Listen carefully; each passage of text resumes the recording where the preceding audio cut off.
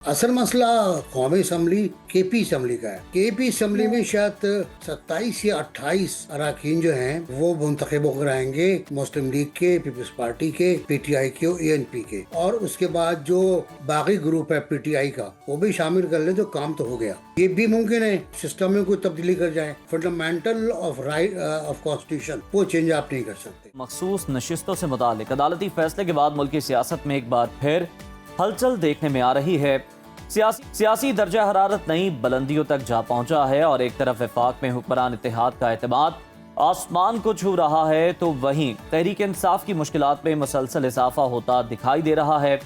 मखसूस नशिस्तों के मामले पर आज इलेक्शन कमीशन का अहम इजलास होने जा रहा है, जिसमें सुप्रीम कोर्ट के फैसले की रोशनी में मखसूस नशिस्तों से मुतालिक नोटिफिकेशन जारी किए जाने का इम्कान है।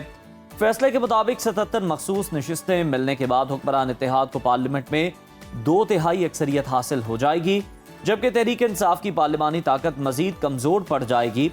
खबरें यह भी आ रही हैं कि मखसूस नशिस्तों के बाद खैबर पख्तूनख्वा में नंबर गेम बदलने का खदशा है। अगर 20 के करीब आज़ाद अरकान ऑपोजिशन से मिल जाते हैं तो अली अमीन गंडापुर की हुकूमत भी खतरे में पड़ सकती है। मखसूस नशिस्तों के केस में नई पेशरफ्त ये सामने आई है कि सुन्नी इत्तेहाद कौंसिल और पीटीआई ने सुप्रीम कोर्ट से रुजू कर लिया है। हामिद खान की जानिब से ऑर्डर ऑफ द कोर्ट जारी करने की दरख्वास्त की गई है और मौक़िफ़ इख्तियार किया गया है कि जो ऑर्डर हुआ उस पर 2 जजेस के दस्तखत नहीं हैं। 12 जजों के दस्तखत शुदा फैसले का मुकम्मल ऑर्डर जारी किया जाए। पंजाब में सूबाई हुकूमत ने अपोजिशन पर सियासी दबाव बढ़ाने की मुहिम तेज कर दी है। पंजाब असम्बली में वज़ीर आला की तकरीर के दौरान हंगामा आराई का मामला संगीन रुख इख्तियार कर चुका है और अपोजिशन को ताकत से महरूम करने के लिए एक के बाद एक इकदाम सामने आ रहा है। आइंदा इजलास तक 26 अरकान की रुकनियत मुअत्तल कर दी गई है और उन्हें 13 कायमा कमेटियों की चेयरमैनशिप से हटाने का सिलसिला भी शुरू हो गया है। इब्तदाई तौर पर 4 अरकान पर अदम एतमाद के बाद उन्हें चेयरमैनशिप के ओहदों से बरतरफ कर दिया गया।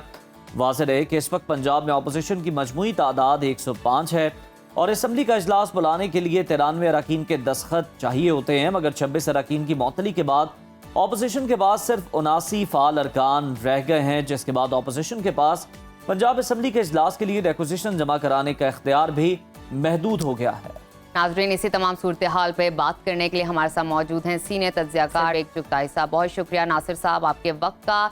सबसे पहले मैं चाहूँगी आप हमें इस हवाले से आगाह कीजिए कि मखसूस नशिस्तों से मुतालिक अदालती फैसले के बाद मुल्क की सियासत में बड़ी हलचल देखने में आ रही है। आइंदा का सियासी मंजरनामा क्या बनता देख रहे हैं आप?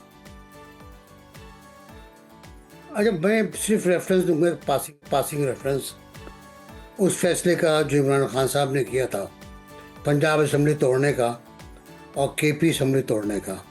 ये सब कुछ जो है ये उसी का नतीजा है। और इस पर जॉन एगले साहब ने एक जुमला कहा था, इमरान खान साहब की बहुत बड़ी शख्सियत है, बहुत बड़ा हवेला है, कि पहले हमारे जहन में हुस्न की एक मिसाल थी, अब तो हमारे जहन में कोई मिसाल भी नहीं। मैं भी बहुत अजीब हूँ, इतना अजीब कि बस खुद को तबाह कर लिया और मलाल भी नहीं। तो तबाही मुकम्मल तौर पर पीटीआई की फिलवक्त नज़र आ रही है आपको। फिलवक्त ये सूरत हाल है कि पंजाब असम्बली हो वो इतना बड़ा मामला नहीं है। पंजाब में मुकम्मल ठीक ठाक अक्सरियत है, वहाँ से भी निकाल देंगे बाहर तो कोई नुकसान नहीं होगा पीटीआई को, उनके बंदों को नुकसान होगा। जिन्होंने वो उधम मचाया था, माइक तोड़ दिए थे, और ये सिलसिला वैसे अब ख़त्म हो जाना चाहिए। असल मसला कौमी असम्बली और केपी असम्बली का है। केपी असम्बली में शायद 27 या 28 अरकान जो हैं वो मुंतखब होकर आएंगे, मुस्लिम लीग के, पीपल्स पार्टी के, पीटीआई के और एएनपी के।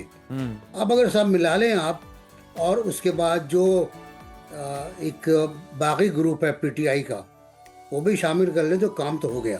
कहते हैं ना, काम उतर जाएगा। और कर बैरिस्टर सैफ साहब ने जो गुफ्तगू की है सहाफ़ियों से, उससे अंदाज़ा होता है कि वो कितने ज़हनी तौर पर मुंतशिर हैं, कितने परेशान हैं कि वो हक़ाइक़ को भी तोड़ के पेश कर रहे हैं। उन्होंने मुतालबा कर दिया। देखिए, ये माइक के सामने बोलना बहुत मुख्तलिफ होता है, उसमें आपको फैक्ट्स देना पड़ते हैं। उन्होंने मुतालबा कर दिया कि जी मरी का जो वाक़या हुआ था जिसमें बहुत से लोग मारे गए थे, वो मरियम नवाज शरीफ की हुकूमत में हुआ था। हालांकि आपको ये पता है, हम बात कर चुके हैं इस पर, जी। वो बुज़दार साहब की हुकूमत थी। फिर बिलावल पर अटैक कर गए, वो ये माफ़ी नहीं मांग पाए सवात के ऊपर, उनको शर्मिंदगी भी नहीं हुई। ये है हुकूमत की बैड गवर्नेंस। तो इमरान खान साहब भी कहते रहे केपी में है। और कौमी असम्बली का जो है वो मुझे बहुत तबाकुन लग रहा है कि 2/3 अक्सरियत मिल जाएगी इत्तेहाद को, और उसके बाद वो 27वीं तरमीम करना चाहेगा। 27वीं तरमीम क्या होगी मुझे पता नहीं है, उसकी आउटलाइन पता नहीं है, अंदाज़ा है, बताऊंगा नहीं मैं आपको, जी। क्योंकि शायद और मसाइल पता हों, डेमोक्रेसी और पाबंद हो जाए और पार्लियामेंट जो है वो अपने आप को और बड़ा साबित करने देख की साहब, कोशिश कहीं करे। ऐसा तो नहीं हो सकता लेकिन कि बड़ा- उस तरमीम के जरिए जो मौजूदा सेटअप है इसको तूल दिया जा सके? ये तो खैर नहीं हो सकता, लेकिन ये हो अच्छा। सकता है कि सिस्टम में कोई ऐसी तब्दीलियाँ की जाएं जो आने वाले वक्त में इंतखाबात में कारगुजार हो। मसलन 27वीं तरमीम ये हो सकती है जी। 2/3 के बाद के इलेक्शन कमिश्नर जिसको चाहे लगा दें आप, इलेक्शन कमिश्नर लगा दें, सही। चीफ जस्टिस लगा दें आप, आपके पास पूरा अख्तियार होगा। और ये भी मुमकिन है कि आप सिस्टम में कोई तब्दीली कर जाएं, लेकिन आप fundamental of right of constitution वो चेंज आप नहीं कर सकते सही, बिल्कुल ठीक। पार्लियामानी जमहूरियत से। अच्छा नासिर साहब, हमें ये भी इतलात आ रही हैं कि आइंदा दिनों में खैबर पख्तूनख्वा हुकूमत भी तब्दील हो सकती है। केपी में तब्दीली का कितना इम्कान है और इसकी वजूहात क्या हैं? मेरे ख्याल ज़्यादा इम्कान है। पहले तो ये कि पीटीआई के अंदर खुद इतने इख्तलाफात थे कि आप अंदाज़ा लगाएं ना कि सवात में लोग डूब रहे हैं सॉरी, और चीफ मिनिस्टर अडयाला के सामने खड़ा हुआ करे तो मैं क्या करूं भाई, टेंट में मैं बांधूंगा।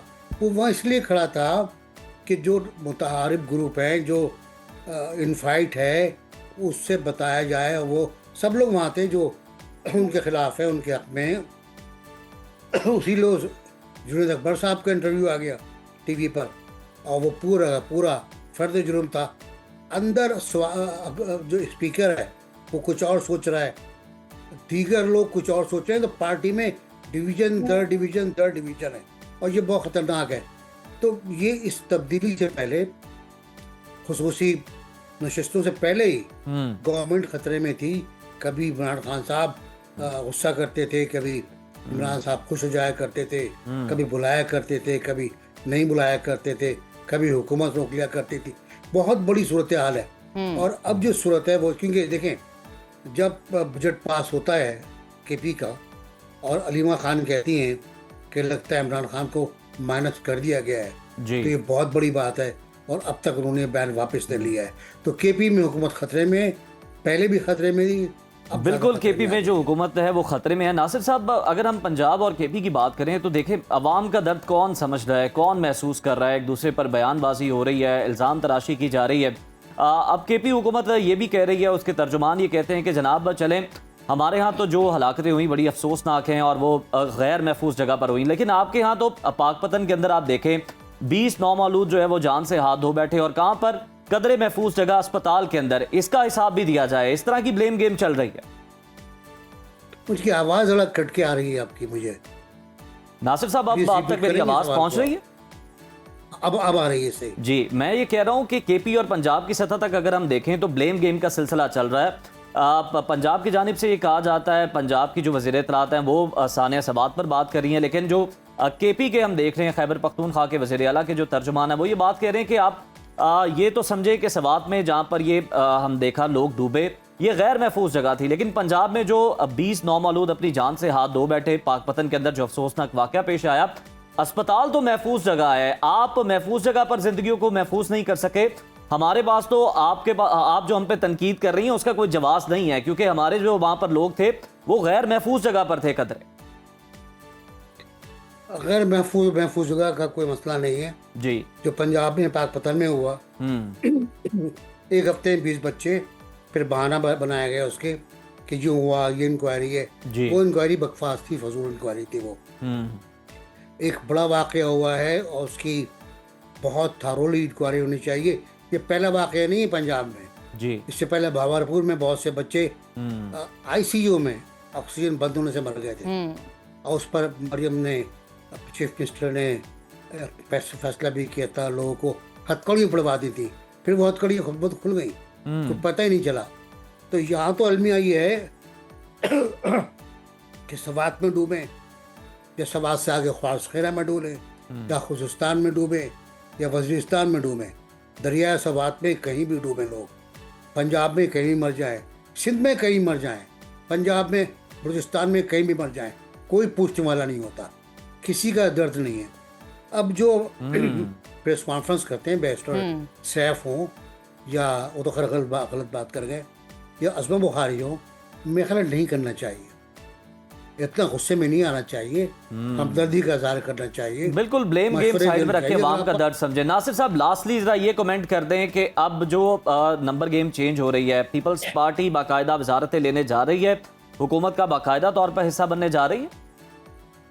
नहीं, मेरा ख्याल है, मेरी कल तक की तरह तो ये थी कि वो तैयार नहीं है। सही, अच्छी ऑफर आई थी उनको बहुत, लेकिन वो तैयार नहीं है। उनकी हिकमत अमली क्या है इसका अंदाजा नहीं, लेकिन बहुत क्लेवर कार्ड्स खेल रहे हैं वो लोग कि हुकूमत में नहीं है मगर हैं। सही, ये बहुत जबरदस्त, ये बड़ी आम इंफॉर्मेशन आपने दी है नासिर साहब कि ऑफर जो है वो की गई है, लेकिन पीपल्स पार्टी ने जो ऑफर है वो एक्सेप्ट नहीं की। ये बड़ी आम। बहुत शुक्रिया।